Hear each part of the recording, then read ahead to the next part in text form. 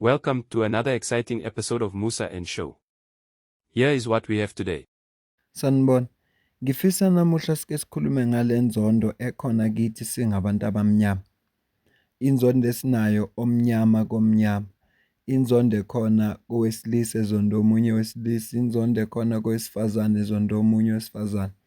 Ngake ngabona enye ivideo omunye usisi wathi yena akazisabi izitha noma iziphi kodwa usaba omunye wesifazane ngoba bakhompyutha bengazi ukuthi bayakhompyutha, babanga bengakaze bexabane.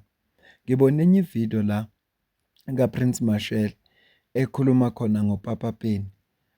Unobaba osephalamende oyilunga lephalamende othatha iy'nqumo ngemthetho ethinta izwe ephatha wonke umuntu kodwa lo muntu akayanga esikoleni. Uzethi yena une-master's degree kodwa manje kunomuntu oyilunga lephalamende. Manje umbuzo engizibuza wona ngithi kuyaqala na ngoPapa Penny noma uPenny Penny ukuthi kube nomuntu ongayanga esikoleni? Angeke ngikubeke eceleni njengoka-President Zuma kodwa ngithi kuyaqala na? Yazi kunomama uMamkhawula lapha ku-EFF. Angiyazi ukuthi akana-degree, ngiyakwazi ukuthi akanayo i-degree kodwa uma umlalela kuma-portfolio committee ubeka amaphuzu abaluleke kabi. Kade ngibukele i-portfolio committee ya-last, uPapa Penny ubeka amaphuzu abalulekile nakhona. Sekuqale nini? Futhi akusiye yedwa uPapa Penny. uPapa Penny akayanga esikoleni kodwa bakhona abanye abangenama-degree nabo abakhona lapha ephalamende. Abanye bangama-minister baphethe abantu abanama-degrees. Ngizokucaphunela ivideo kaSihle Lonzi ngaphambi basiye nje kwimpendulo yakho uPapa Penny. Ngicela uzwe la. President, we felt the pain of Minister Sihle Zikalala. He's a master's candidate. Rather, he's got a master's. He's got experience in governance. But you have reduced him into a boy and deputy minister of an illiterate, matriculate white man. You are reminding us of the racist corporate sector where our brothers and sisters must account to white juniors, even though they've got better qualifications and better experience than them. Angazi mina noma uPrince Mashele bekefuna ukujabulisa abelungu laba bebemqashile ukuthi azokhuluma lapha ku-Biz News ngoba phela mawukhumbula nje le nkulumo esho Sihle Lonzi lebekayisho kwi-State of the Nation address kwi-debate yakuyo lo nyaka njengoba ekhuluma ukuthi uSihle Zikalala uyi-deputy ka-minister we-DA womlungu ngoba umlungu ngeke uzwe bekhuluma ngayo.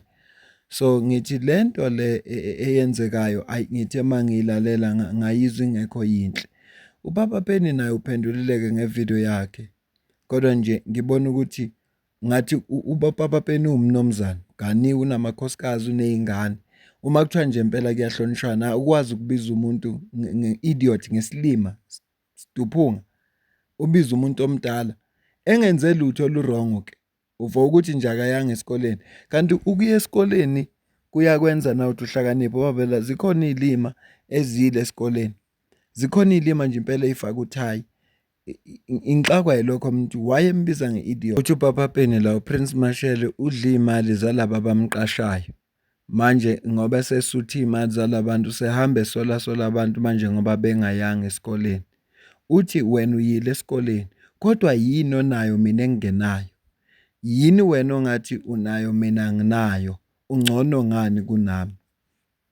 Umbuzo lo obuzwa uPapa Penny ewubhekise kuPrince Mashele. Uyaqhubeka uPapa Penny uthi noma labantu abakuthengile bakuthengela ukuthi uhambe udelela abantu na? Kungenzeka ukuthi uchoma ngesikole nje kanti abazali bakho imali yakhona abayitholanga ngobuqotho benze nobugebengu ukuze bayithole. Akuyona yodwa inkulumo ayishilo le kule klana naye. Ngiyazi awukho umthetho njena kodwa iphalamende lingawuphasisa lo mthetho ukuthi kuthiwa umuntu uma engashisa iklinikhi, isikole, i-library noma yini lezi zinto lezi ezisiza umphakathi ngoba nakho befuna i-service delivery ababoshwe.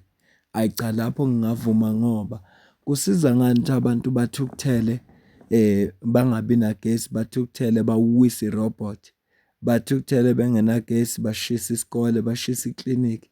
Ekugcineni kosuku seku-affect-eke bona uma ilunga lenkinga le ebebekhala ngayo sekukhona into eyonakele. cha lapha ngihambisana naye, yingakho ngithe angiyicaphune le ndawana. Hhayi, le video lena bengithi nje angike ngiyenze ngiyilethe kuwe bese ngizwa ukuthi wena ubona kanjani. Besikhona la isidingo sokuthi uPrince Mashele abize uPapa Penny ngoba mdala kunaye, phandle nje kuba mdala, njengomuntu oclaim ukufunda ukuthi ufundile, ubengeke amhlonipha na ukuthi ambize nge-idiot, ambize ngesilima? Ngoba enzeni? Ngoba engafundile? Iyangixaka lento, ngoba ethi yena umbono wakhe phela la usho ukuthi akufanelanga kube khona umuntu oyilunga lePhalamende noma oyiminister ngoba eKenya angeke uze uphathe izwe, ngeke uze ube yimeya, ngeke uze ube yikhansela ungenayo qualification yase-university. Mhlambe kuhle ngempela eKenya kuyasebenza, kodwa isidingo sokuthi ambize ngesilima besikhona na? Nangu Mosi uDino Makufesini akana qualification, uyiminister, ideputy yakhe une-master's degree. Kungani engakhulumanga ngalona? Ngeke ambize ngesilimo ngoba umlungu. Nangu uJohn Steenhuisen kukaningi i-EFF ikhuluma ngayo ukuthi uno-matric kuphela, ngeke akhulume ngayo ngoba umlungu.